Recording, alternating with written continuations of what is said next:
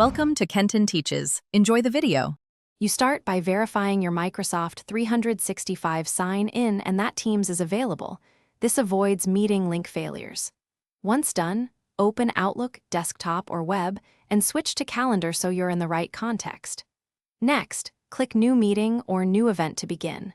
Make sure your default calendar is correct, because Outlook uses that to generate the Teams link. This first step gets your environment ready and puts you directly into event creation without needless navigation.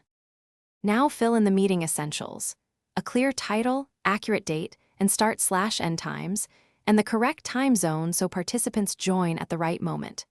Then click the Teams meeting button to insert the join link and conference info automatically. This binds Outlook to Teams and ensures dial-in details appear. After that, add attendees and mark them required or optional so agendas and RSVP are accurate. You're configuring both logistics and access in one go to prevent confusion later. Finish by adding an agenda and any attachments so attendees come prepared. Include the room or location if hybrid. Then open meeting options to set lobby behavior, presenter roles, and whether recording is allowed, because permissions affect participation and security.